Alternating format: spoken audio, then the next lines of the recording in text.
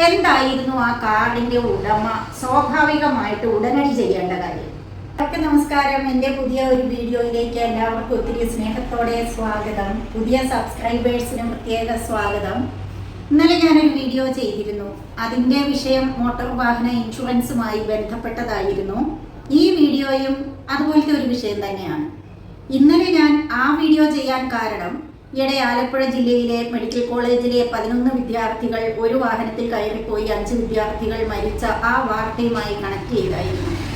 ഇന്നിപ്പോൾ അതുപോലെ തന്നെ വേറൊരു വാർത്ത എൻ്റെ ശ്രദ്ധയിൽപ്പെട്ടു. കാറിടിച്ച് പരിക്കേറ്റ ഒരു പെൺകുട്ടി 10 മാസത്തോളമായി കോമയിൽ കഴിയുന്നു. 10 മാസങ്ങൾക്ക് ശേഷമാണ് ആ കാറിൻ്റെ ഉടമയെ കണ്ടെത്തിയത് എന്നുള്ള ഒരു ന്യൂസ് എന്ന് കേട്ടിട്ടാണ് വരുന്നത്. അപ്പോൾ അതുമായി ബന്ധപ്പെട്ട് ഇൻഷുറൻസുമായി കണക്ട് ചെയ്തുകൊണ്ടുള്ള ചില കാര്യങ്ങളാണ് ഈ വീഡിയോയിൽ ഞാൻ അവതരിപ്പിക്കുന്നത്. അപ്പം അത്തരത്തിലൊരു അപകടം നടന്നു കഴിഞ്ഞപ്പോൾ, അപകടം ആരും ആഗ്രഹിക്കുന്നില്ല, പക്ഷേ വന്നുപോയാൽ എന്തായിരുന്നു ആ കാറിന്റെ ഉടമ സ്വാഭാവികമായിട്ട് ഉടനടി ചെയ്യേണ്ട കാര്യം?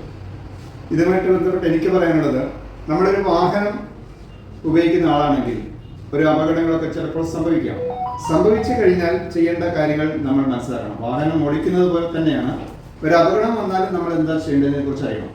ആദ്യമായിട്ട് അപകടം പറ്റിക്കഴിഞ്ഞാൽ നമ്മൾ അറിയേണ്ടത്, പരിക്ക് പറ്റിയ ആൾക്ക് എന്താണ് അവസ്ഥ, അദ്ദേഹത്തിനെ ഹോസ്പിറ്റലിൽ കൊണ്ടുപോകണമെങ്കിൽ നമ്മളായിട്ട് മുൻകൈ എടുത്ത് ഹോസ്പിറ്റലിൽ കൊണ്ടുപോകണം. ആദ്യം ചെയ്യേണ്ടത് അത് തന്നെയാണെന്ന് എനിക്ക് തോന്നുന്നു. അതിനുശേഷം മാത്രമേ വാഹനത്തിന്റെ പ്രശ്നം ചിന്തിക്കുള്ളൂ. മനസ്സിലായില്ലേ?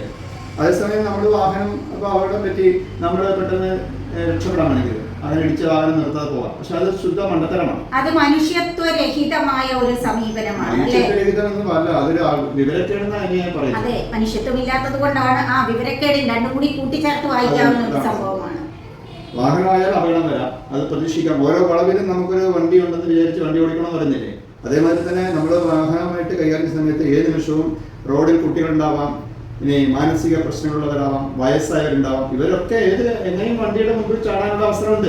അല്ലാതെ നമ്മളെപ്പോഴും സേഫ് സോണിലല്ല നിൽക്കുന്നത്. ഇനി ഇതൊന്നുമല്ലെങ്കിൽ ഇതൊരു പല മെക്കാനിസത്തിലൂടെയാണല്ലോ ഈ വാഹനം എന്ന് പറയുന്ന സംഭവം ഓടിച്ചു പോകുന്നത്. അപ്പൊ അതിന്റെ ഏതെങ്കിലും പാർട്ടിന് ഒരു കേടുപാട് സംഭവിച്ചാൽ ഈ ഓടിക്കുന്ന ആളുടെ അശ്രദ്ധ കൊണ്ടോ അല്ലെങ്കിൽ അയാളുടെ ഒരു കുറ്റം കൊണ്ടോ അല്ലാതെയും അപകടം വരാമല്ലോ. അപ്പൊ അപകടം എങ്ങനെ വന്നാലും ആദ്യം ചെയ്യേണ്ടത് അപകടത്തിന് ഇരയായ ആളെ, അവരുടെ അവസ്ഥ എന്താണെന്ന് മനസ്സിലാക്കുക, നമ്മളെ കൊണ്ട് പറ്റുന്ന സഹായം ചെയ്ത് ഉടനടി ഹോസ്പിറ്റലിൽ എത്തിക്കുക എന്നുള്ളതാണ്. നമ്മളെ കൊണ്ടാണ് അപകടം സംഭവിച്ചതെങ്കിൽ നമ്മളും കൂടി ചിലപ്പോൾ അപകടത്തിൽപ്പെടാം. നമുക്ക് തന്നെ രക്ഷപ്പെടാൻ പറ്റാത്തത് നമ്മളാണ്. അവരെ നാട്ടുകാരായിരിക്കും ഒരു പക്ഷേ ഓടിക്കൂടുന്നത്. അങ്ങനെ വന്നാൽ നാട്ടുകാർക്കും അത് ഇടപെടാവുന്നേ ഉള്ളൂ. അതിന്റെ പേരിലുണ്ടാവുന്ന കേസും കാര്യങ്ങളൊക്കെ ഉണ്ടാവും. ഒരു പക്ഷേ ആ സംഭവത്തിന് സാക്ഷികളാകേണ്ടി വരാം. പക്ഷെ നമ്മുടെ ഒരു ഉത്തരവാദിത്തമാണ് ഒരു അപകടത്തിൽ നമ്മളെ വിട്ടവരെ രക്ഷിക്കുക എന്നുള്ളതൊരു ഹ്യൂമനായിട്ടുള്ള ഒരു കാര്യമാണ്. അപ്പോൾ നമ്മുടെ ഉടനെയാണ് നമ്മളായിട്ടാണ് അപകടം വരുത്തിയെങ്കിൽ നമ്മളായിരുന്നു അത് പെട്ടെന്ന് അതിനകത്ത് ഹെൽപ്പ് ചെയ്യാൻ പറ്റിയെങ്കിൽ ചെയ്യുക. അതിനുശേഷം പോലീസ് സ്റ്റേഷനിൽ അറിയിക്കുക. അവിടെ ഞാൻ ചിന്തിക്കുന്നത്, ഇപ്പൊ കുട്ടികൾക്ക് വാഹന അപകടം ഉണ്ടായല്ലോ, അങ്ങനെ ഒരു ടീനേജിലൊക്കെയുള്ള പിള്ളേര് വണ്ടി എടുത്തോണ്ട് പോകുമ്പോൾ, ഇന്നത്തെ കാലമാണ്, അവർ പഠിച്ചു, ലൈസൻസ് എടുത്തു, പേരൻസ് പറഞ്ഞാലും നിലയ്ക്ക് നിൽക്കാതെ അവർക്കൊരു വാഹനത്തിന്റെ ക്രേസ് ഉള്ള ഒരു ഏജാണ്. അപ്പൊ വാഹനം എടുത്തുകൊണ്ട് പോകുമ്പോൾ പേരൻസ് പ്രത്യേകം അവരോട് പറയേണ്ട കാര്യമാണ്, അപകടം വരുത്താതെ റോഡ് നിയമങ്ങൾ പാലിച്ചുകൊണ്ട്, എല്ലാ മാനദണ്ഡങ്ങളും പാലിച്ചുകൊണ്ട് ഡ്രൈവ് ചെയ്യാൻ പറഞ്ഞു കൊടുക്കണം. അതോടൊപ്പം തന്നെ ഏതെങ്കിലും കാരണവശാൽ എന്തെങ്കിലും പറ്റിപ്പോയാലും നിങ്ങൾ ബേജാറായിട്ട് ഓടി ഒളിക്കാതെ അതിനെ സധൈര്യം നേരിടുക. എന്നിട്ട് നമ്മൾ മൂലമുണ്ടായ അപകടത്തിൽ പരിക്കേറ്റ ആളെ അവര് സേഫ് ആണെന്ന് ഉറപ്പുവരുത്താൻ വേണ്ടി അതിനുള്ള നടപടികൾ സമചിത്തതയോടെ എടുക്കാൻ കൂടിയുള്ള ഒരു ബാധ്യത നമുക്കുണ്ടെന്ന് പറഞ്ഞു. അതാണ് നമ്മളിപ്പോൾ ഡ്രൈവിംഗ് ലൈസൻസ് എടുക്കാൻ പോകുമ്പോൾ തന്നെ ലേണേഴ്സ് ലൈസൻസ് എന്ന് പറയുന്ന ഒരു ഭാഗമുണ്ട്. അവിടെയാണ് റോഡ് നിയമങ്ങൾ കംപ്ലീറ്റ് നമ്മൾ പഠിക്കണം. റോഡ് നിയമങ്ങൾ ഇതെല്ലാം വരുന്നതാണ്, നമ്മളിതെല്ലാം അതിനകത്ത് കവർ ചെയ്യുന്നതാണ്.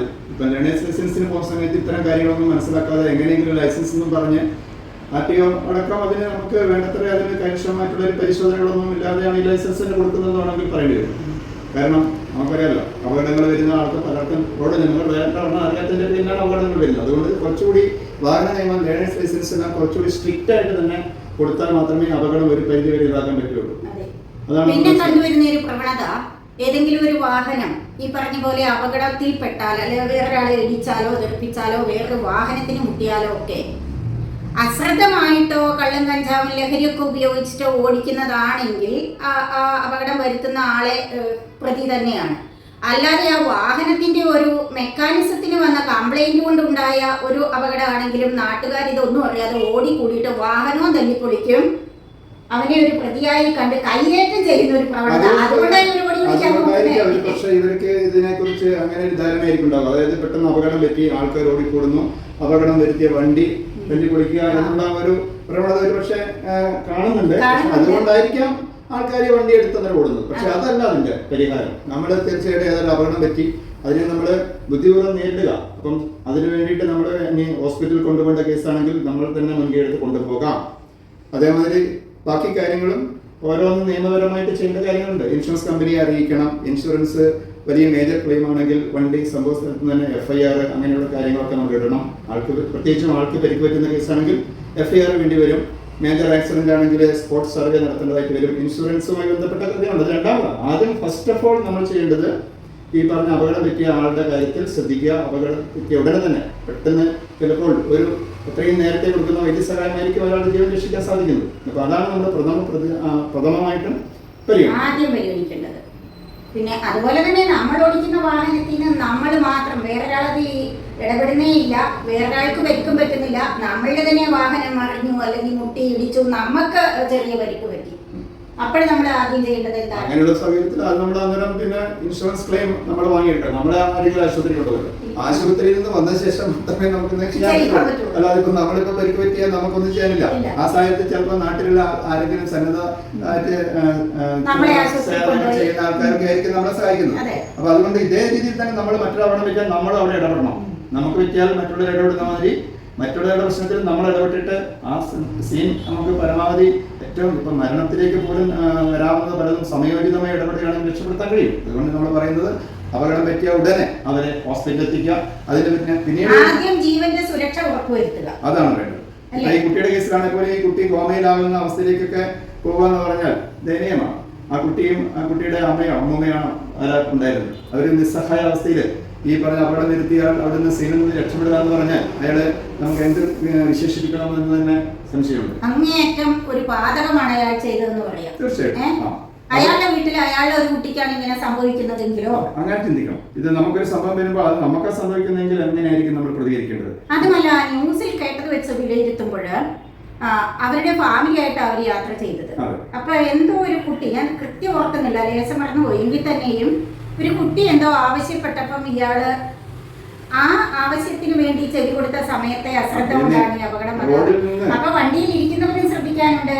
ഡ്രൈവ് ചെയ്യുന്ന ആളോട് ഒരു കാരണവശാലും അയാളുടെ ശ്രദ്ധ തിരിക്കത്തക്ക രീതിയിലുള്ള സംസാരമോ ഇടപെടലോ ഒന്നും കൂടെ ഇരിക്കുന്നവരിൽ നിന്നും ഉണ്ടാകാൻ പാടില്ല. ഡ്രൈവറും കോ ഡ്രൈവറും ഒക്കെ ഫ്രണ്ട് സീറ്റിൽ ഇരിക്കുന്നവരൊക്കെ ചിലപ്പോൾ ഡ്രൈവറുടെ ശ്രദ്ധ തിരിക്കുന്നവർ സംസാരിക്കാം, തമാശ പറയാം. ആ ഒരു നിമിഷാർദ്ധം കൊണ്ടാണ് ഈ അപകടങ്ങൾ വരുന്നത്. അതുകൊണ്ട് എപ്പോഴും വാഹനത്തിൽ നമ്മൾ കയറി കഴിയുമ്പോൾ കുറച്ച് സീരിയസ് ആയിട്ട് തന്നെ വണ്ടി ഓടിക്കണം. അത് ഡ്രൈവർ ശ്രദ്ധിക്കണം, കൂടെയുള്ളവർ ശ്രദ്ധിക്കണം. ഇങ്ങനെ എല്ലാവരും കൂടെ ഒന്ന് കോർഡിനേറ്റ് ചെയ്ത് കൊണ്ടുപോകുമ്പോഴാണ് ഒരു സുരക്ഷിത യാത്ര നമുക്ക് കിട്ടുന്നത്. അല്ലെങ്കിൽ ഏത് നിമിഷവും റോഡിൽ പൊലിയുന്ന ജീവിതമാണ്. ഇത് നമ്മൾ മനസ്സിലാക്കണം. ഇത് വളരെ ഗൗരവമായിട്ട് ഇനിയുള്ള കാലത്ത് വരും. കാരണം റോഡിൽ ഉൾക്കൊള്ളാൻ കഴിയുന്നതിനേക്കാൾ അധികം വാഹനങ്ങളാണ്. ലക്ഷക്കണക്കിന് വാഹനങ്ങൾ അല്ലെങ്കിൽ കോടിക്കണക്കിന് വണ്ടികൾ ഇന്ന് കേരളത്തിൽ രജിസ്റ്റർ കഴിഞ്ഞു. അപ്പോൾ ഈ വാഹനവുമായിട്ട് രാവിലെ ഇറങ്ങിക്കഴിഞ്ഞാൽ തിരിച്ച് വീട്ടിലെത്തണമെന്ന് ഉറപ്പ് വരണമെങ്കിൽ നമ്മൾ കുറേയധികം ശ്രദ്ധിക്കണം. ഇല്ലെങ്കിൽ ഇതേമാതിരി റോഡിൽ പലതരത്തിലുള്ള പ്രശ്നങ്ങൾ ഉണ്ടാവും. നമ്മൾ പോകുന്ന നമ്മളുടെ യാത്രയിലെ പല കാഴ്ചകൾ കാണും, അതുപോലെ പല കേൾവികൾ കാണും.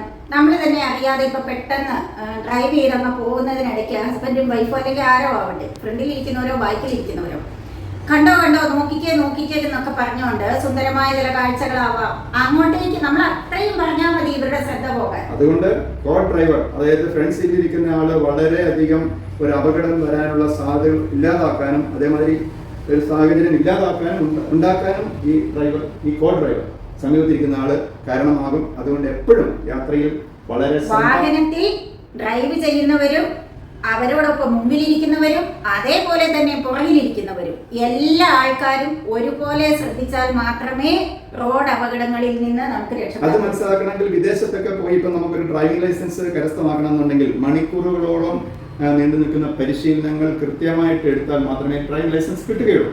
അതേപോലെ തന്നെ അതുകൊണ്ട് തന്നെ അവിടെ അപകടങ്ങൾ വളരെ കുറവാണ്. നമ്മൾ മനസ്സിലാക്കേണ്ടതാണ്. ഇത് നമ്മൾ ഒരു അപകടം വരുത്തിയാൽ നമുക്കും സംഭവിക്കാം, ഇത് നമ്മൾ വഴി വേറൊരാൾക്കും സംഭവിക്കാം എന്നുള്ളൊരു ബോധ്യത്തോടെ വേണം നമ്മൾ ഈ വണ്ടി എടുത്ത് കൈകാര്യം ചെയ്യുക. ഇതെല്ലാവരും ശ്രദ്ധിക്കേണ്ട ഒരു വളരെ പ്രധാനപ്പെട്ട ഒരു മാറ്റർ ആയതുകൊണ്ടാണ് ഇത്രയും അപ്പോൾ ഈ വീഡിയോയിലൂടെ നമ്മൾ കൊടുക്കുന്ന മെസ്സേജ് എന്താണ്? വാഹനം കൃത്യമായി നമുക്ക് യാത്ര ചെയ്യാനുള്ള ഒരു ആശ്രയത്തിനുള്ള ഒരു ഉപകരണമാണെന്ന് മനസ്സിലാക്കിക്കൊണ്ട് വാഹനം കൈകാര്യം ചെയ്യുക. റോഡാണ്, വാഹനങ്ങൾ എതിരെ വരാം, സൈഡിൽ നിന്ന് വരാം, എങ്ങനെയും അപകട സാധ്യതയുണ്ട്. അപ്പോൾ ചുറ്റിനും കണ്ണു വേണം, ശ്രദ്ധ വേണം, ഏകാഗ്രത വേണം. എല്ലാവരും ഈ വണ്ടിയിലുള്ള എല്ലാവരും വാഹനം ഓടിക്കുന്ന ആളുടെ ശ്രദ്ധ തെറ്റിക്കാതെ നോക്കണം. അത്രയൊക്കെ ശ്രദ്ധിച്ചിട്ടും ഏതെങ്കിലും വിധത്തിലൊരു അപകടം സംഭവിച്ചു പോയാൽ ഉടനടി നമ്മുടെ മൂലം വേറൊരാൾക്ക് പരിക്ക് പറ്റിയാൽ ആദ്യം അയാളുടെ ജീവന്റെ സുരക്ഷ ഉറപ്പുവരുത്തുക എന്നതാണ് പരമപ്രധാനം. ആദ്യം അയാളെ ഹോസ്പിറ്റലിൽ എത്തിക്കാനുള്ള നടപടികൾ സ്വീകരിക്കുക. നാട്ടുകാരെ പേടിച്ചിട്ട് ഓടി ഒളിച്ച് ദയവ് ചെയ്ത് ഇന്ന് കണ്ട ആ ന്യൂസിലെ കുട്ടിയെ പോലെ കോമയിൽ കിടക്കുന്ന ഒരു സ്റ്റേജിലേക്ക് നമ്മൾ മറ്റുള്ളവരെ തള്ളിവിടാതെ ഇരിക്കുക എന്നാണ് പറയാനുള്ളത്. സുരക്ഷിതമായ യാത്ര എല്ലാവരുടെയും ഉത്തരവാദിത്തമാണ്. നമ്മൾ പരമാവധി ശ്രദ്ധിക്കുക. നമ്മൾ അങ്ങനെ എല്ലാവരും ശ്രദ്ധിക്കുകയാണെങ്കിൽ ഒരു പരിധിവരെ അപകടങ്ങൾ ഒഴിവായും അല്ലേ? നമ്മളൊരു വണ്ടി ഓടിച്ചു പോകുമ്പോൾ അതീവ ശ്രദ്ധയോടെ പോകുന്നു. അതേമാതിരി എതിരെ ഒരാളും കൃത്യമായ ശ്രദ്ധയോടെ വാഹന നിയമങ്ങൾ പരമാവധി പാലിച്ചുകൊണ്ട് വണ്ടി ഓടിച്ചു വരികയാണെങ്കിൽ പല അപകടങ്ങളും ഒഴിവാകും. ഈ ധാരാളം അപകടങ്ങൾ ഇപ്പം ഞങ്ങള് ഇൻഷുറൻസ് ഡീൽ ചെയ്യുന്ന ആളെന്ന നിലയ്ക്ക് എനിക്ക് 10-30 വർഷമായിട്ട് വാഹനമായിട്ട് അപകടം വരുന്നതിന്റെ പല കാരണങ്ങളിലും അശ്രദ്ധമായ ഡ്രൈവിങ്ങോ അല്ലെങ്കിൽ ഒരു പരിധിവരെ നമ്മൾ മദ്യപാനമോ ഒക്കെയാണ് മെയിൻ റീസൺ വരുന്നത്. പല കാരണങ്ങളും.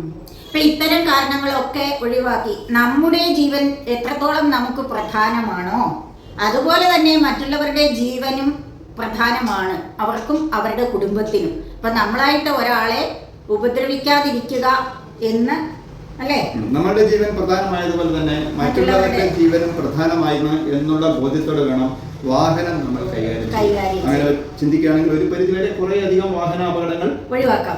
ഇപ്പോൾ നമ്മൾ ഡെയിലി 10ഓളം ആൾക്കാർ മരിക്കുകയും അതിന്റെ 10 ഇരട്ടിയോളം ആൾക്കാർ ഡെയിലി മാരകമായ പരിക്ക് പറ്റി ഹോസ്പിറ്റലിൽ എത്തുന്നുണ്ട്.